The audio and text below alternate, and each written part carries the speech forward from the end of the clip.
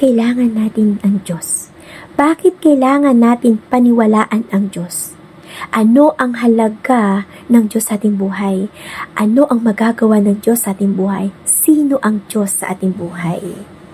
Ang tao lumalapit sa Diyos, kinikilala ang Diyos pag nasa sitwasyon na mahirap ang buhay. Nasa sitwasyon ng matinding pagsubok, wala tayong makapitan, wala tayong maasahan, iniwan na tayo ng mga tao inaasahan natin.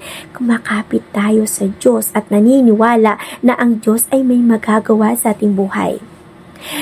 Umaasa tayo at naniniwala sa ating Diyos pag tayo nasa sitwasyon ng may matindi tayong karamdaman, na wala nang magagawa, kahit may pera pa tayo, wala nang magagawa, wala ring magagawa ang mga tao sa ating paligid. Kakapit tayo sa Diyos dahil takot tayong mamatay, gusto nating madugtungan ang ating buhay. So lumalapit tayo sa Panginoon pag nasa sitwasyon tayong mahirap at wala na tayong magagawa. Ngunit paano kung ang buhay natin ay nasa masayang sitwasyon? Marami sa ating nagmamahal, marami tayong mga kayamanan na pwede natin, na nagpapasaya sa atin. Kailangan pa ba natin ang Diyos?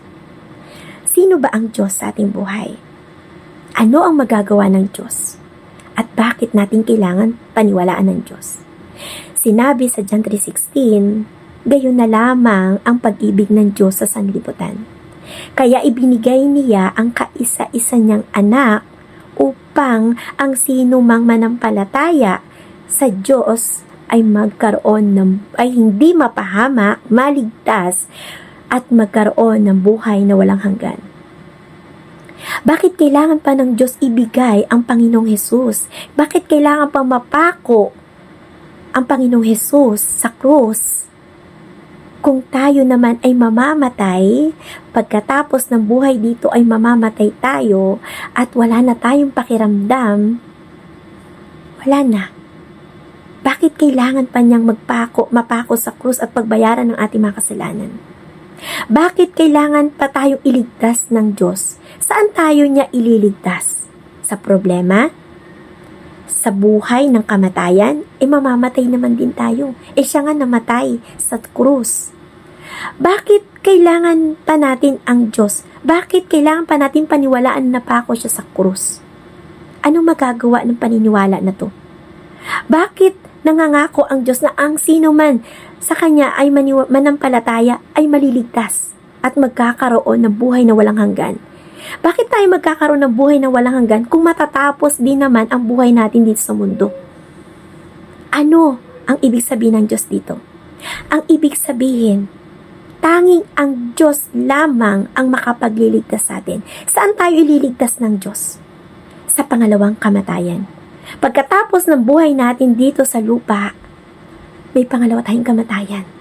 Kaya tayo dun ililigtas ng Diyos. At bakit kailangan tayo iligtas ng Panginoon? Mababasa natin sa Revelation 2:11 na pag tayo ay natapos ng buhay natin dito, may pangalawa tayong kamatayan. At doon na tayo matuluyang mahihiwalay sa Diyos. Wala na tayong tuluyang komunikasyon sa Diyos. Kung dito sa lupa ay may pagkakataon tayong magsisi, magbago, marami tayong pagkakataon, sa pangalawang kamatayan, wala na. At ang pangalawang kamatayan na yun ay ang dagat-dagatang impyerno na hindi na tayo mapapakinggan ng Diyos. Ano ba ang pangako ng Diyos na walang hanggang buhay? Kung dito ay matatapos ang buhay natin. Dito sa mundo ay may katapusan ang buhay natin. Ang lahat ng bagay na nilikha ng Diyos sa mundo ay may katapusan. Ngunit pinapangako niya sa pangalawang buhay ay wala na tayong paghihirap. Wala nang katapusan ang ating buhay. Sapagkat nasa piling na tayo ng Diyos sa kanyang pangako. Ngunit paano natin ito makukuha o makakamtan?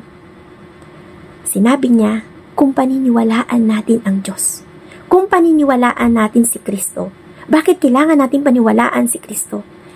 Dahil siya lamang ang ating tagapamagitan. Dahil siya lamang ang nakaranas ng hirap sa mundong ito, siya lamang ang makapagpapatunay sa Diyos ng hukom na lumikha sa lahat ng tao ng buong mundo na ang tao ay bagamat naghihirap dito sa mundo ay nananalangin o nananampalataya tayo sa Diyos na may Diyos na magliligtas sa atin at tutulong sa atin. Paano natin makukuha o paano natin makakamtan ang buhay na walang hanggan samantalang hindi naman natin alam pagkatapos ng kamatayan dito sa lupa ay hindi natin alam ang patutunguhan natin. Matalaman na ba natin ang ating patutunguhan pag tayo namatay dito sa lupa? Sabi sa John 14:6, sabi ng Panginoong Hesus, "Ako ang daan, ang katotohanan at ang buhay. Walang makakapunta sa Ama kung hindi sa pamamagitan ko." So maliwanag ang sinasabi ng Diyos na hindi man natin alam ang patutunguhan natin. Pero ang Diyos ang daan, ang katotohanan. Dahil ang Panginoong Hesus Kristo lamang ang ating tagapamagitan, siya lamang ang ating daan. Ang kabutihan niya, ang kabanalan niya, ang katwiran niya, kung pipiliin natin, tayo ay mapupunta sa tamang daan.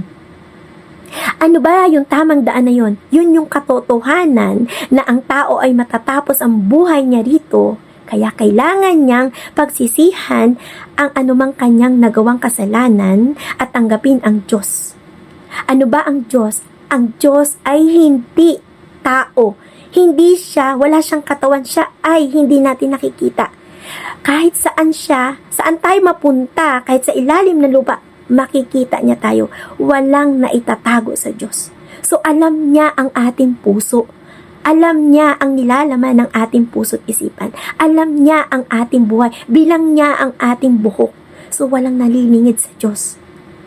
Kung tayo ay maniniwala sa Panginoong Hesus na namatay sa krus ng Kalbaryo para sa kaligtasan natin at tayo ay susunod sa Kanya, ang katotohanan ito ang magpapalaya sa atin sa kasalanan at mag-aalis sa atin sa kapahamakan na walang katapusan, ang impyerno.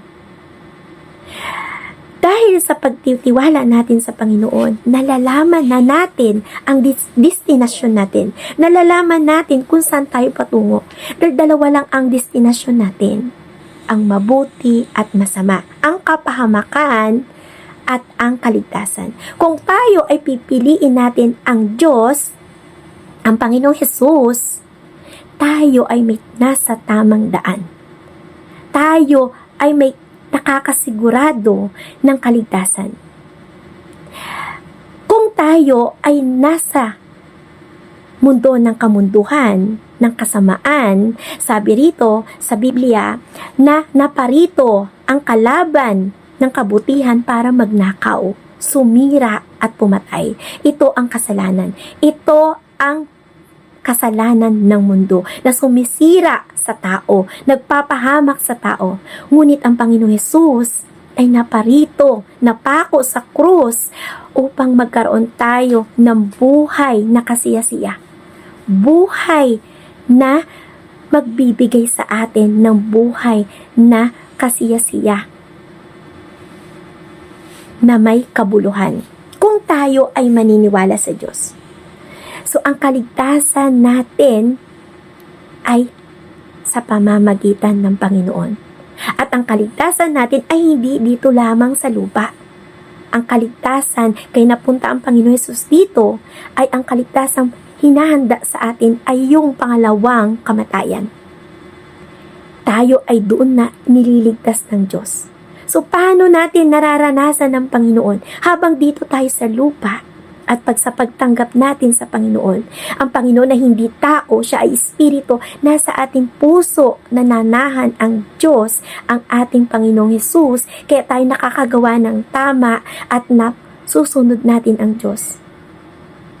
Tayo ay ginagabayan ng Diyos at napaglalaban natin ang paniniwala natin sa Diyos.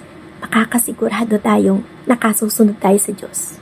Hindi man tayo perpekto, nagkakasala tayo, pero kung nananahan ang Diyos sa ating puso, tayo ay nakikita natin ang ating destinasyon. Pero habang tayo nabubuhay, kailangan natin ito ipaglaban.